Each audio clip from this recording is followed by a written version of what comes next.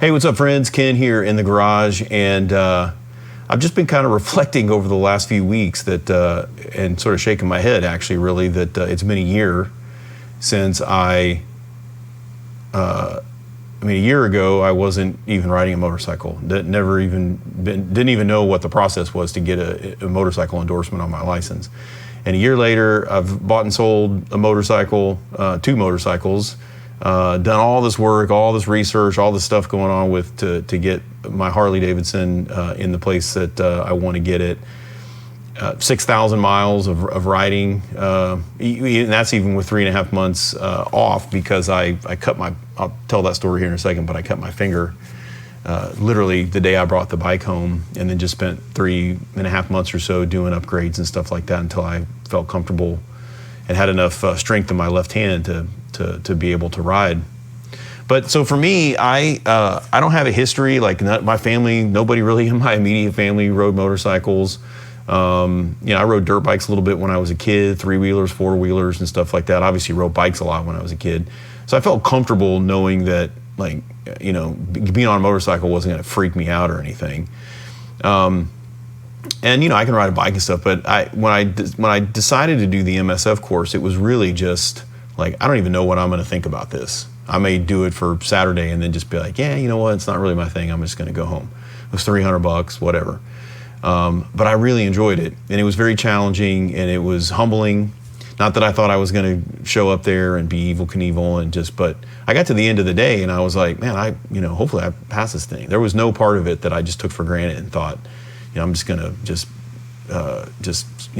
cut this course up just tear it up. I didn't really think that and feel that, and so it kept me very humble, and obviously wanted to. By the time I finished that, I was like, man, I want to get better at this and learn how to do it. So I got home, looked on Facebook Marketplace, found a Honda Shadow 750.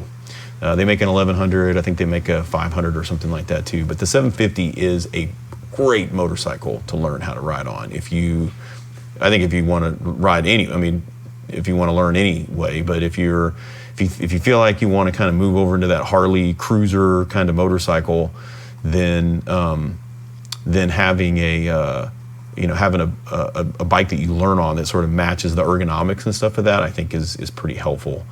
But it was a great bike, and it's a Honda. It's easy to sell, easy to maintain. A lot of people will work on it. There's that part of it, right? And I rode that for a couple months and rode the piss out of it. I think I put a couple thousand miles on it over a few months and rode it almost every night. It was hot as hell, and I was wearing like full gear too. I was wearing a jacket and everything, I never laid it down though. But my kids' elementary school is about I can almost throw a baseball and hit their school. So I would just putt over there and ride in circles, and then eventually just kind of expand my circle. There's a couple roads in my neighborhood that are 35, 40-ish, 45-ish. And so that kind of gave me a spot where I could get a little bit faster, and then finally started venturing out onto the roads. And then once I kind of got out into the freeway on that bike, I realized that, it's probably a 50 horsepower bike.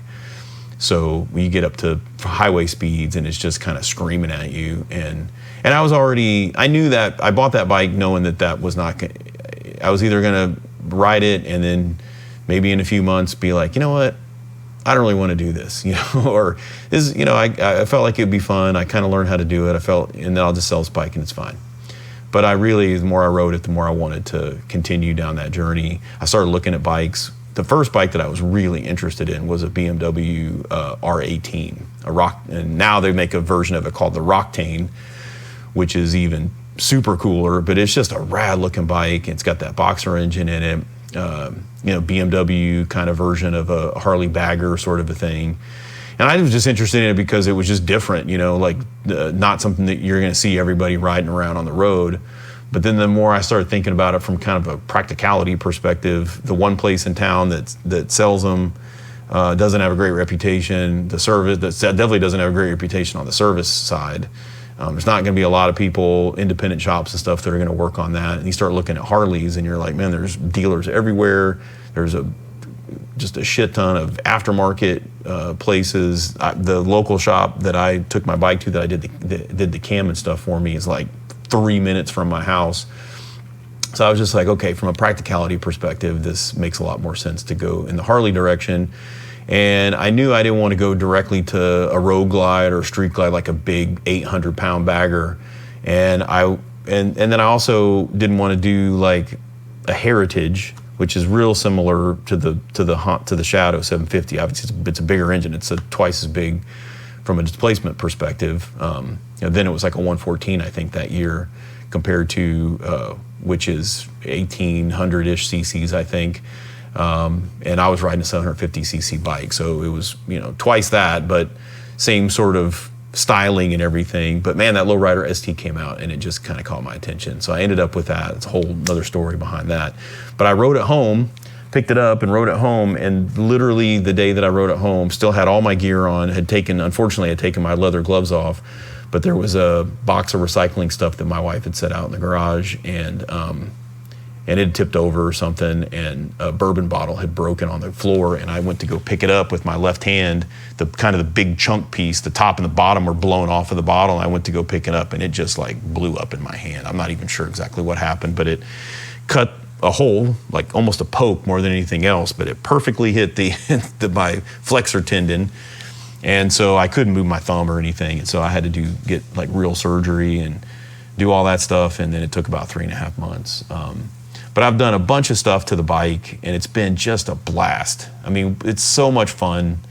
I joined the local Harley owner group, and I've been on a few rides and stuff, but I just generally tend to like ride it by myself or just a couple buddies. The group rides are cool. It's fun meeting new people and stuff, but it's just like you're in a funeral procession or something, like you're just like, and the more people, the slower you go, and you get hung up everywhere and everything. But the hangs are always really good. It's fun meeting people and everything, but I just kind of mostly prefer to ride by myself, and I do that almost every night. It's a little bit more brutal in the summertime here. You definitely don't want to be out during the middle of the day if you can get away with it, but it stays light until around 9 o'clock, and so somewhere around 8 or so, I'll usually go get on my bike and the sun's down, and it's just nice. It's just a great thing. I've had a ton of fun with it, and I just love the bike. I mean, the Lowrider ST is just an unbelievably awesome, fantastic bike. And once you make it yours, which, as we all know, is like one of the most fun parts about this whole thing, picking the parts and the colors and seats and all the stuff to get the ergonomics right. And once you do, it's just a blast, man. You just all day. There's so many days that I'm just like, man, I can't wait. I'm looking outside, sitting in my office downstairs, and I'm looking outside. It's just a beautiful day. I was like, man, I cannot wait to go get on my bike and go ride it around. So I guess the moral of the story is go do it. I mean, I always say, I mean, I have a lot of irons in the fire, and I try stuff and I do different stuff. And I mean, there was a time in my life where I played music professionally. I'm a pilot. Learn how to ride motorcycles. I built a workshop in my garage so I could learn how to do woodworking and stuff. The last thing that when you take whenever your eyes close for the last time, you're not going to be like, man, good thing I didn't buy that motorcycle. Good thing I didn't buy that bottle of whiskey. Waste money on that. I mean, you're gonna wish that you had done all those things. And so, I try to, I mean, I'll get a nice little pull in every once in a while, but I ain't trying to die, and so I don't ride crazy, and but I just enjoy it. I have fun with it, and I love that it just like shuts my brain off for a little bit, and I come back and it's like therapy, and I just feel better. And so I hope if you're one of those folks and you're watching this and you're on the fence and like, hey man, can I do this? Is this something that makes sense? And is there anybody else that's ever done that? There are, and I'm not the only one. But I just have been thinking about it over the last couple of days, just like, wow, it's been a year. It feels a lot longer than that.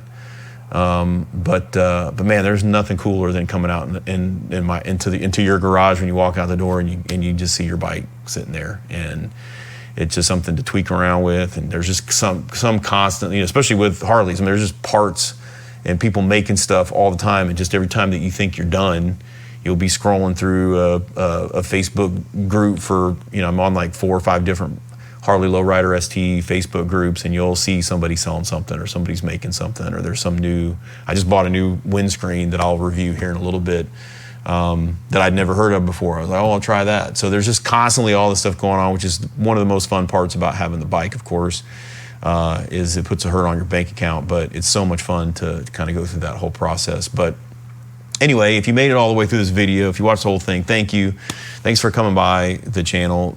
I just started this thing because I just think it's fun to go back and see progress and remember what it was like on some of those early rides, and some of the installs and stuff that I do just to help people, give them a different perspective. I know I'm not like some great video editor and all that kind of stuff, but this is fun too, creating this content and thinking about it and editing it and doing that whole stuff is pretty fun too. So anyway, thanks for stopping by, watching the video.